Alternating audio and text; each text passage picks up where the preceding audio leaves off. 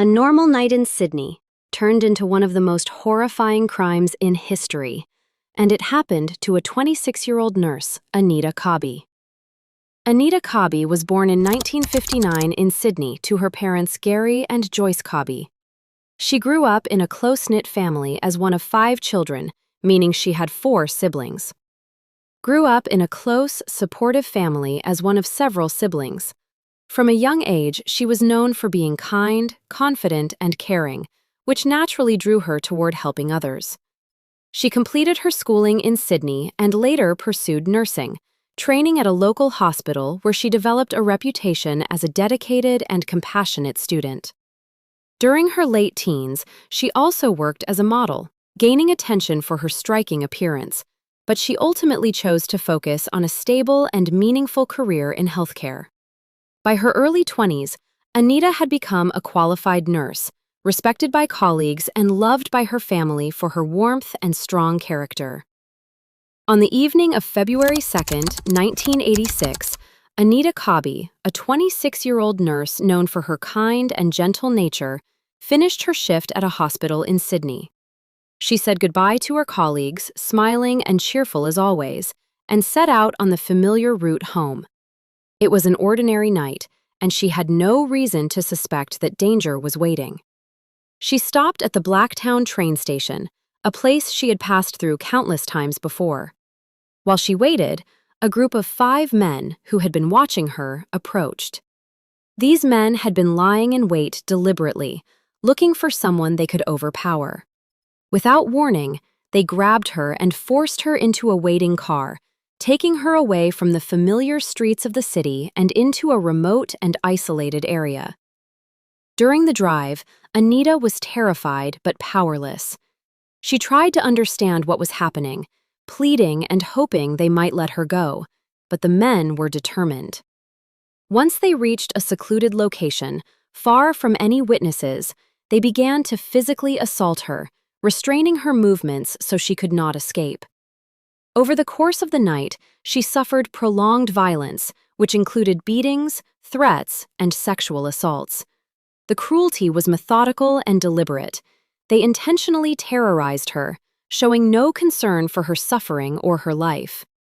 Hours passed as they inflicted unimaginable harm, and Anita's courage and spirit were tested to the extreme in those final hours.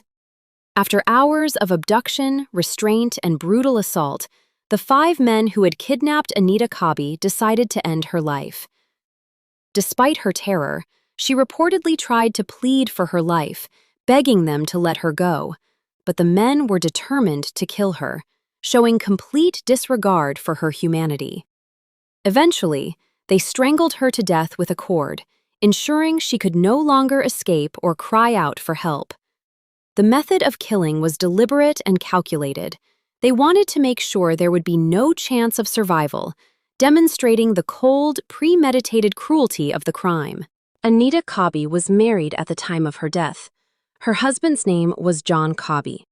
The two had been in a relationship for some time and were known to be a happy, close couple. They were still young and building their life together, with Anita focusing on her nursing career while also maintaining a strong personal life. Her husband was deeply affected by her loss. The sudden and violent nature of what happened left him completely devastated, and like the rest of her family, he had to endure not only grief, but also the intense media attention surrounding the case. The police launched a massive investigation immediately.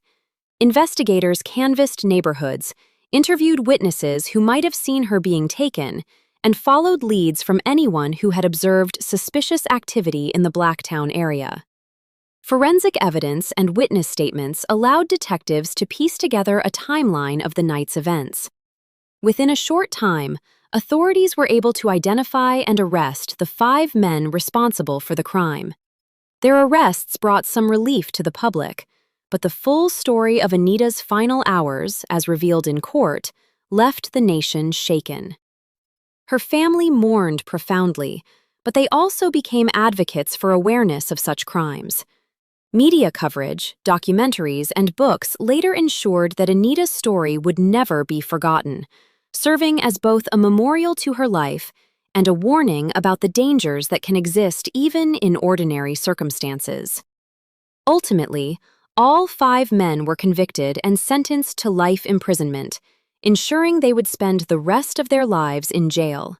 Michael Murdoch, one of the primary perpetrators, known to have a history of violent behavior and criminal activity, described as reckless and aggressive, often involved in drinking and petty crime before the murder.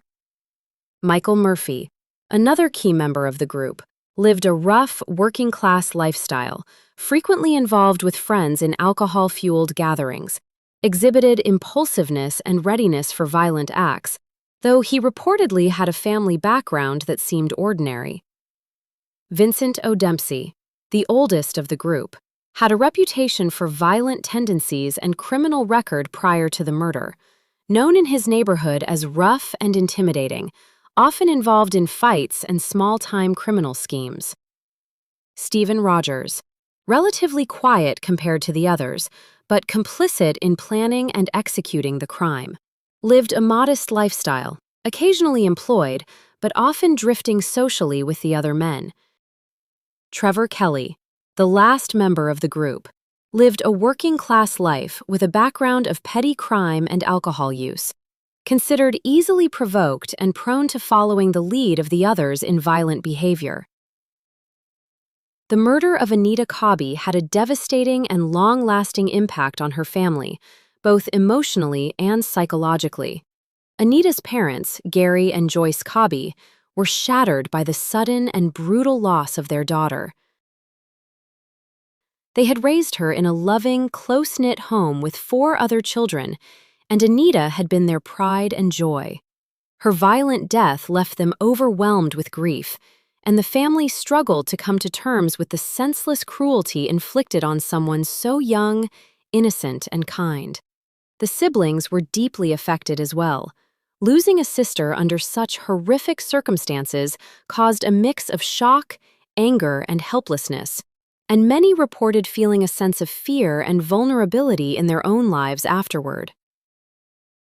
Over time, Anita's family became advocates for awareness around violent crime and women's safety, wanting to ensure her story was not forgotten and that lessons could be learned to prevent similar tragedies.